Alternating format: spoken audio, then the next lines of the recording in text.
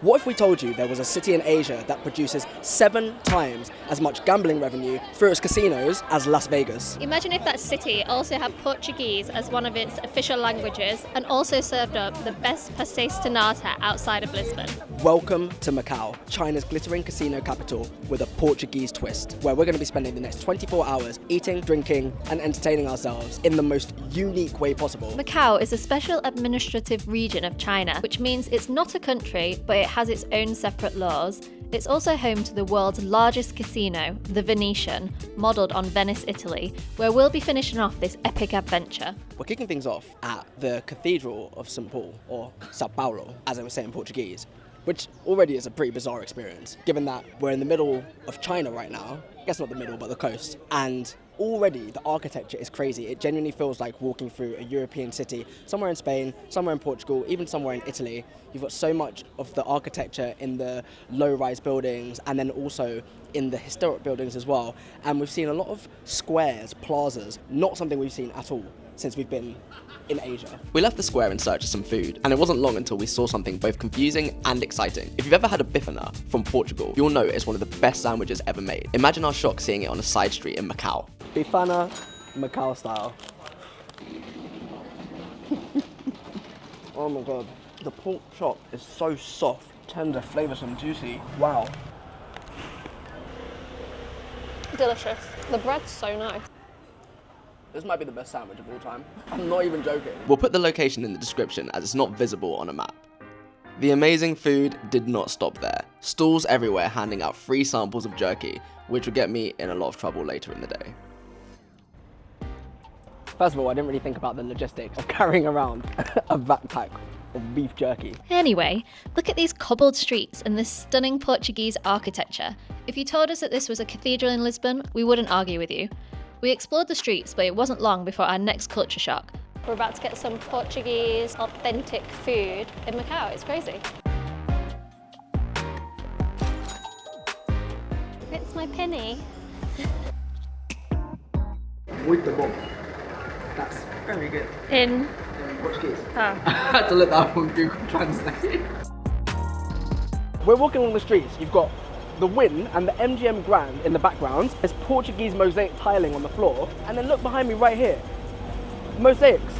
If you didn't know, you wouldn't know. We're here in the lobby of the Grand Lisboa Hotel and Casino, which is the tallest building in Macau, standing at 261 metres with 47 floors. It's also home to the first 3-star Michelin restaurant in Macau, which we won't be going to because we don't have the money for it, but I'm sure it's lovely. The casino is mad. Obviously, you can't really film in casinos too tough, but we got a little bit. But it's on so many floors.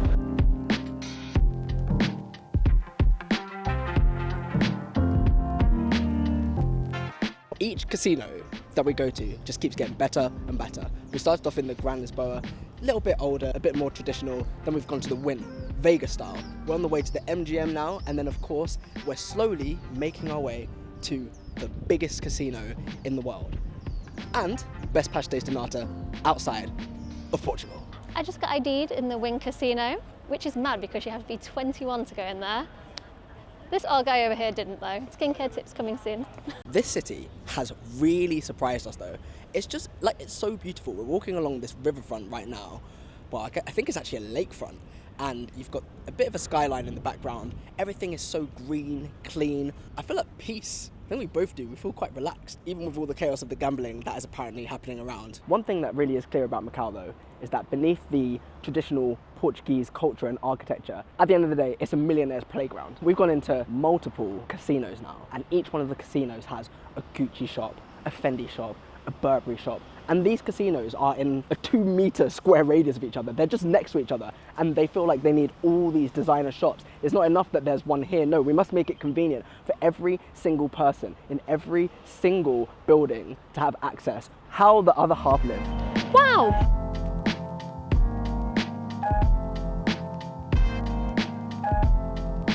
The architecture in the city just keeps getting crazier and crazier. We are in China in an American hotel with Portuguese influence everywhere. We walk in, there's a skylight that makes it feel like an outdoor plaza in Europe somewhere. Then you've got these Roman style columns everywhere, there's like Parisian lamps, and then of course we're back at it again with the Portuguese tiles on the walls. It's mind-blowing, and it's getting better and better. We got a taxi across to Taipa, which is located across the water.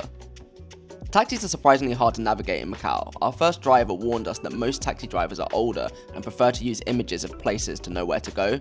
He didn't tell us what to do if the image doesn't work though. There's multiple sides to Macau.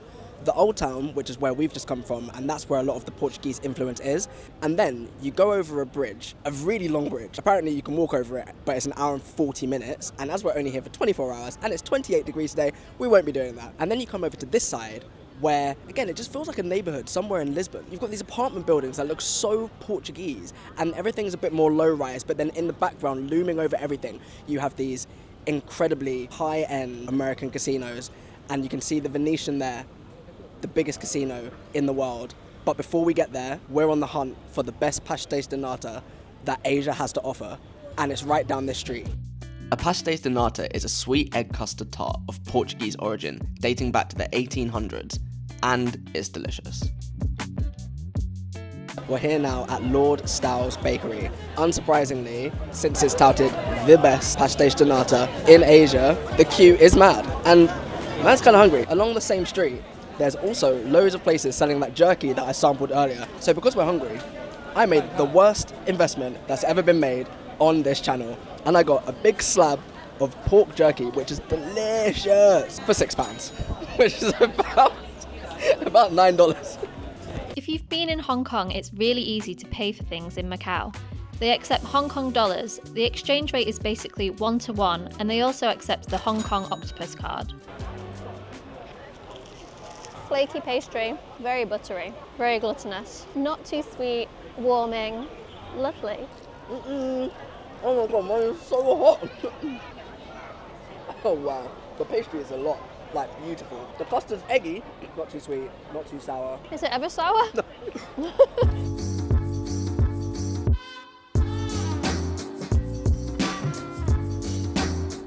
First of all, I didn't really think about the logistic of carrying around a backpack of beef jerky, or pork jerky, to several casinos. But we're here now. I think we both are so surprised at how much we love this city. It was never on our list. We ended up here out of convenience and discovered all of this culture.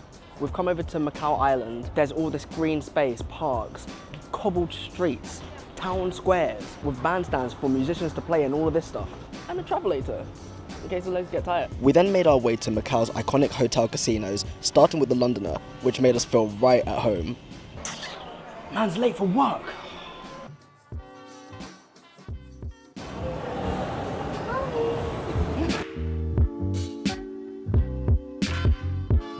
As a born and bred Londoner, I have to say, they have nailed this concept. The Tube, they've got Buckingham Palace Royal Guards just walking around, marching, all the street signs, the street names, the aesthetic, the lanterns, Abbey Road and the piano. Yeah, this is feeling good. Look, even right now, man are just walking past, it's crazy.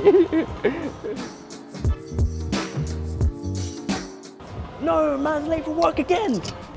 When the boy not, Ron already said stop acting silly. It's Hagrid and Harry rolling in my palm.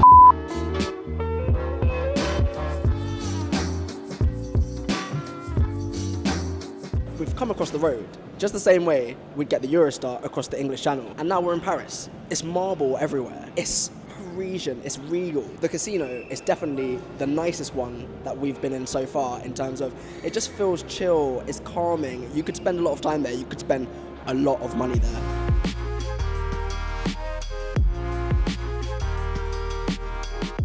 All these hotels, and there's a lot of them. You've got the Londoner, the Parisian, the Venetian, but then you've got like the Four Seasons. You've got all these other hotel brands as well, just connected by tunnels that go between and malls that go between. It's mental. You can walk around. We've done 22,000 steps already today, and all we've done is walk a little bit around the old town, and then we came here. And it's so impressive how they've managed to intertwine the different architecture and the different cultures that they're trying to bring to each of the hotels into one space and connect them all, and still make them feel interestingly different enough that you want to go to all of them, and you probably can't decide which casino to blow your income on. Here we go, descending into the world's largest casino. The world. Honestly, you just can't understand the scale of these buildings. We've been walking around forever, 14 kilometers today. The inside of the Venetian is of course modelled on Venice. There are actual gondolas that you can ride, and the ceilings are painted like the Sistine Chapel. But that's not what we came here for. You're looking at the world's largest casino.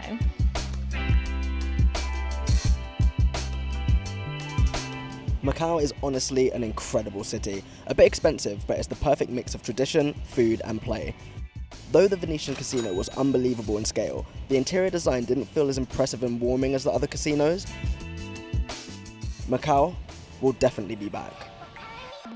We're spending 3 weeks exploring some of the most expensive but culturally unique cities in Asia. We'll be immersing ourselves in everything that they have to offer, eating, drinking, and endlessly exploring without breaking the bank. Hit subscribe to come along for the journey.